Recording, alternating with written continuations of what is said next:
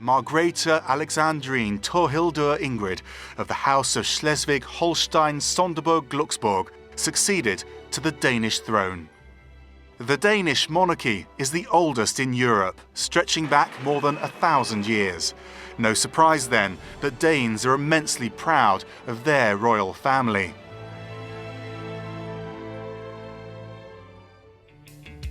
A country presenting a modern and successful face to the world.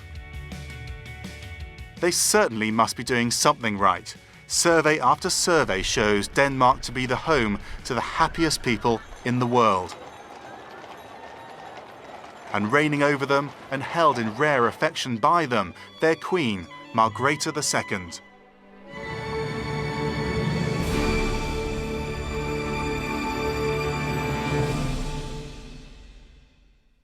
Well, thank you very much for meeting us, Your Majesty.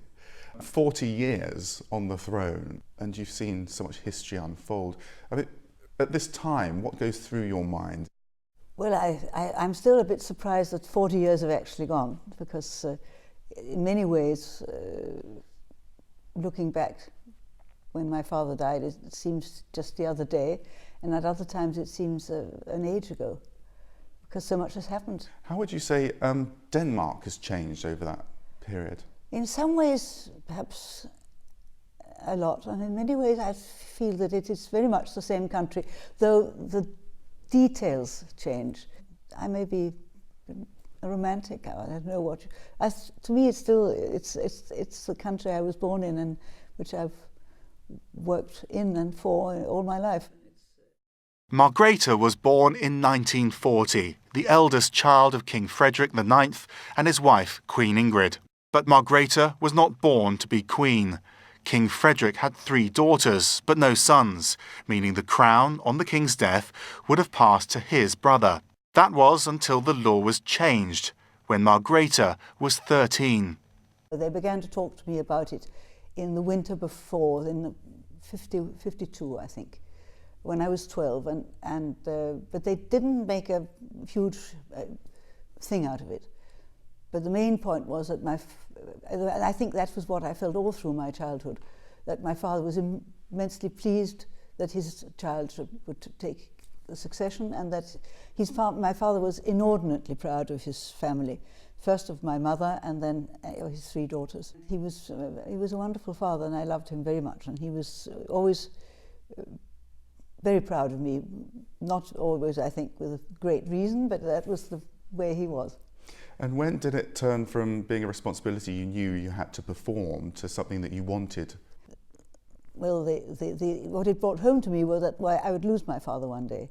And that, I think, I remember as being the thing I really feared. And that was, I suppose, in a way, my one worry about it, that I should have to become queen before, for example, before I married, which it was not, thank God, wasn't the case.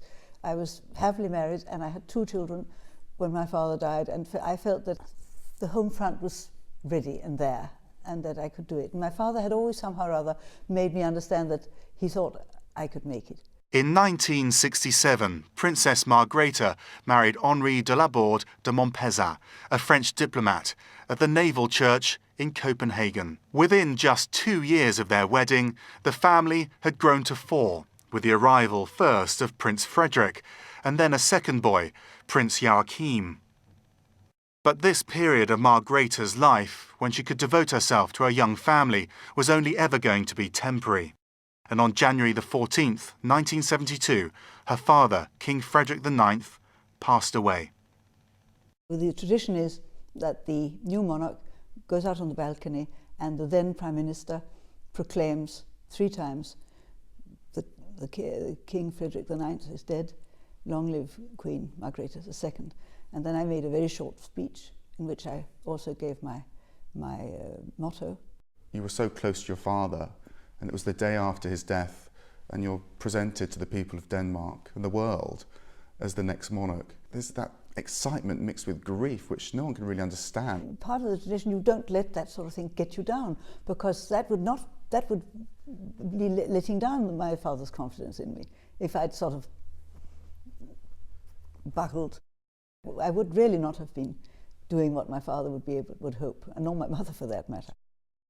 I had such a feeling that you pull yourself together, and when it works, you feel that you're given.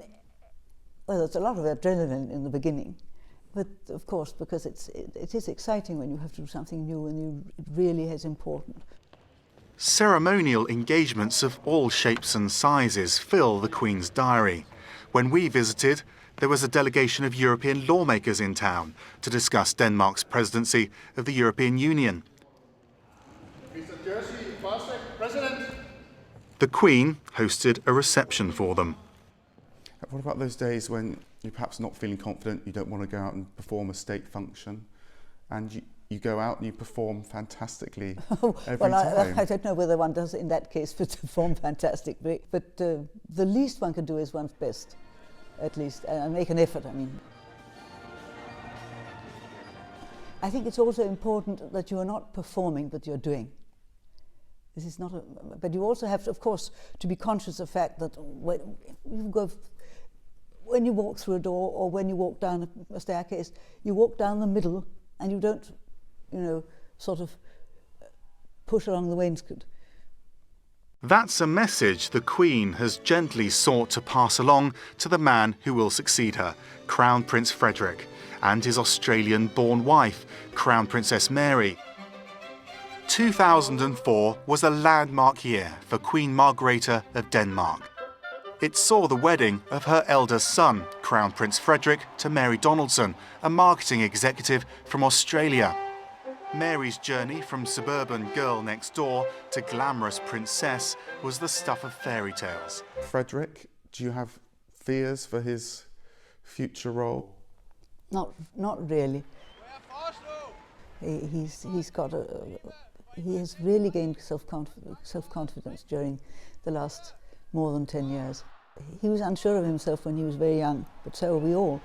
But he developed slowly and surely, and then he met Crown Princess Mary, and they were married, and I think he feels very fulfilled.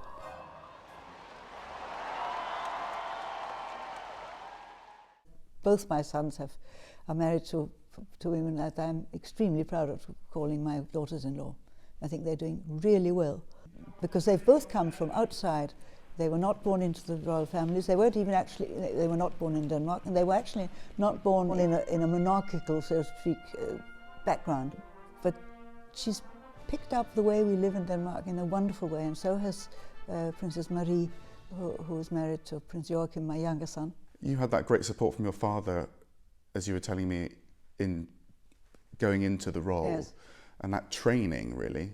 How are you helping Princess Mary, who hasn't had that same background? I really like her very much indeed, and she, I hope, knows that and feels that. Because that's when you really like people, you can help them so much more easily. But she's been very, very competent in the way she's tackled her role. So it's been very, very easy to help along, and she comes and asks me, what should we do like that? What do you think about that? So I feel very confident in her. And I think we've got a very good relationship indeed, a warm relationship. High up towards the Arctic, Greenland is the world's largest island. It's also part of the Danish realm. We spent a good fortnight in Greenland with the Royal Yacht and visited a lot of places. It was wonderful. Also part of the Danish realm are the Faroes, an isolated group of islands situated between Scotland and Iceland. Margrethe and her husband, the Prince Consort, make a point of coming here too. For all the Queen's easy manner and approachability, these trips are a reminder of her constitutional role as Denmark's head of state. She has important responsibilities in the formation of new governments, but no role in lawmaking or the wielding of political power.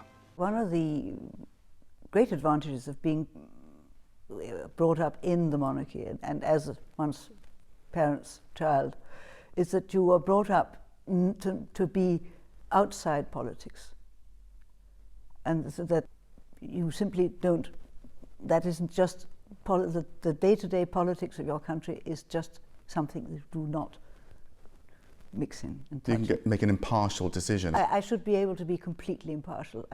I feel that's very important, and I hope that people realize that that is what I try to be, and that I feel that way, impartial. It's very much the same role that's carried out by other European monarchies, not least by Queen Elizabeth of Great Britain and Queen Beatrix of the Netherlands. We meet and we know each other quite well, all three of us. We don't meet at the same time very often, but we meet sort of here and there and occasionally. And we obviously find that we relate very easily to each other. I mean, you shouldn't forget, for all that there are three of us who are queens, but there are the men too. The reigning monarchs of Europe are all related to each other. We all know each other more or less well. And some of us are very closely related. The King of Sweden is my first cousin. The King of Norway is a sort of second cousin, but we've related backwards and forwards and in and out anyway. But we know each other very well. Do you think there's been a shift in the way people think of monarchy over the time that you've reigned? I suppose we're not taken for granted the way one was in those days, or the monarchy was taken more or less for granted, unless you were dead against it, of course. You have to be conscious of the fact that nothing can be taken for granted like that. Your position? Basically, you don't work to keep a position, you work to keep your country, to be something, well, you give your life to your country when you become the head of a country. Do you sometimes think you've sacrificed a lot, or you have sacrificed a lot? Do you feel like you've sacrificed? I don't think you should think of it that way. I don't. It's part of me, and I only know that if it's for some reason or other, when I was young, I had not or had refused to take on the responsibility, I would have been running away. But I know it didn't get to that point with me ever. But it would have been well, it would have been really wrong.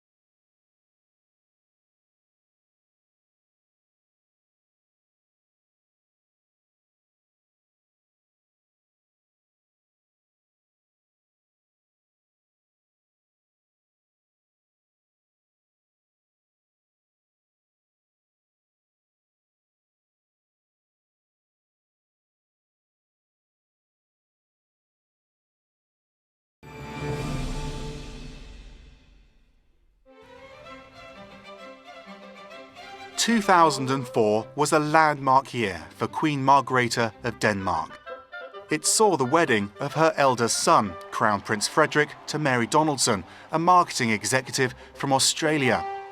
Mary's journey from suburban girl next door to glamorous princess was the stuff of fairy tales, and seemed to catch the public imagination in much the same way that Kate Middleton was to do 7 years later, when she married the future King of England. But as the next generation has come to the fore, so the pressures of life in the royal spotlight have intensified, as Queen Margrethe told me. Frederik, do you have fears for his future role? Not really. He has really gained self-confidence during the last more than 10 years. He was unsure of himself when he was very young, but so are we all. But he developed slowly and surely, and then he met Crown Princess Mary, and they were married, and I think he feels very fulfilled.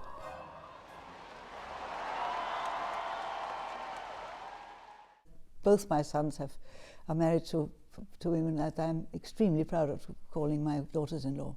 I think they're doing really well, because they've both come from outside. They were not born into the royal families. They were not born in Denmark, and they were actually not born Australia is part of the Commonwealth, and has the Queen of Great Britain as Queen of Australia as well. But she wasn't born in a monarchical, so to speak, background. But she's picked up the way we live in Denmark in a wonderful way, and so has Princess Marie, who is married to Prince Joachim, my younger son. You had that great support from your father, as you were telling me, in going into the role. Yes. And that training, really. How are you helping Princess Mary, who hasn't had that same background? I really like her very much indeed, and she, I hope, knows that and feels that. Because that's when you really like people, you can help them so much more easily. But she's been very, very competent in the way she's tackled her role. So it's been very, very easy to help along. And she comes and asks me, "What should we do like that? What do you think about that?" So I feel very confident in her, and I think we've got a very good relationship indeed, a warm relationship. I was fortunate to be in Copenhagen when the Crown Prince and Princess of Denmark were with Prince William and Catherine visiting a UNICEF centre. And the amount of press, I was amongst them, and the amount of pressure on these four people is immense, and it was very clear there. They seemed very comfortable with it and they coped very well with it, but this is not the world that you went into, is it? No, there's a lot more focus on the younger members of the royal families today than there were when I was young. Press is more numerous and more there and more prepared to see whether they can find a place where they can poke their finger in. I think if people are happy in their own lives, then the possibility they will do well in their public eye as well is very important. And as far as I can see, Prince William and Princess Catherine are certainly well on the way in the same sort of course as Crown Prince Frederik and Crown Princess Mary. Do you fear for the media pressure on them? Take Catherine, for example, Duchess of Cambridge, described as the biggest star in the world, and wherever she goes, there's huge pressure. How do you think she's coping? Well, for one thing, I would never give marks to my colleagues, but she's doing it beautifully. And I know the pressure in Great Britain is quite a bit worse on the whole of the royal family than it is with us. But there is more pressure on the young people of today than there was when I was a child. Free from the intense scrutiny under which Britain's royals live their lives, the Danish monarchy enjoys a considerable degree of informality, as this TV report on the Queen's 25th wedding anniversary shows. On the morning of their silver wedding, they were woken up by friends and relatives, just like any ordinary couple in Denmark. It was the first time the Danes had the opportunity to see their queen in her nightgown, with her hair let down and no makeup. But regardless of that impressive insouciance, Queen Margrethe remains clear that the line between public and private must be respected. We are all perfectly prepared to be seen and to do our things more or less in public. But we do need to have a home base which is unassailed, where we can be in peace and where we can recuperate. I can well understand that people and the public and the press, or sometimes the press and the public, would like to know how we live every day. But if they saw how we lived every day, we wouldn't be living the sort of life, everyday life that people do live and what everybody needs to have, I think. Is there an interest in keeping the mystique around the monarchy? No, it's not the mystique. It's quite simply, you can't work if you aren't able to relax. And if you are being watched, even when you relax, you don't relax. Away from the demands of being a queen, Margrethe has a vigorous other life of artistic and literary endeavour. She provided the illustrations for a Danish edition of The Lord of the Rings. Along with her husband, she translated into Danish a work by the French author Simone de Beauvoir. And her paintings are regularly exhibited in Denmark and abroad. I started drawing as all children do, and I just didn't quite stop. But there was quite a long time from when I was about 17, 18 until I was nearly 30, where I didn't really believe that the talent I might have was really worth that much. But then I found that when I was about 30, I simply couldn't keep it. I just had to express myself in paintings and things like that. I got some supervision and some help to develop it. And as I did some more, I felt the need to show it, not to be patted on my back, but to get a sort of feeling of, well, it was worth anything at all. I've got enough confidence in what I do to say, everybody may not like it, but I think that it's got something, and some people do like it. You need immense self-belief as an artist. I suppose a certain amount of self-confidence, yes. A certain madness, I suppose, too. Queen Margrethe has also done costume and set design for film and theatre productions, including this revival of a classic Danish ballet, A Folk Tale, in 1991. De er jo så sigøjnere, ikke? Ja. Hvis man var måske en, der bare havde tørklæde, og en havde øreringe. Jeg tror nok, at vi skal have huen alle sammen, for ellers har I ingen rødt, og kun pigerne noget rødt. Ja. Men der skal have den gennemgående røde farve i. I'd always loved theatre, especially the ballet. And I'd been doing a little bit in a completely amateur way, I mean, for amateur performance with some friends, in the way that I did some scenography, and especially I drew costumes, and I made hats for a little ballet school. And then I was asked more than 20 years ago whether I would consider doing the scenery and the costumes for a ballet at the Royal Ballet here in Copenhagen, which I agreed to do, and that certainly was quite mad. But it was very, very exciting, and it was hard work, but it was great fun, and it was a very wonderful experience. During a break in our conversation, I asked the Queen if she'd show me a piece of her work. This is one of these things that I've done with what I call découpage, which is an expression of, say that it's a French word, but it's used in English too. It means that you cut out from paper and stick and glue it on, either on a flat board to make a sort of picture, or on something which is useful, like a sort of tray like this.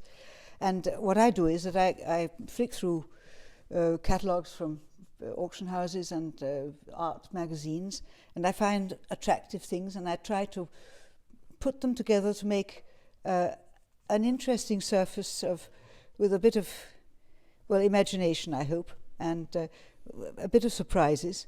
Are people allowed to use these trays or these pieces of art? They're pieces of imagination, and this tray usually sits in a guest room, so it can be used. I'm imagining piles of magazines in a corner of a room somewhere in this palace, torn out bits of paper. Piles of magazines in the corners of several rooms, I'm afraid.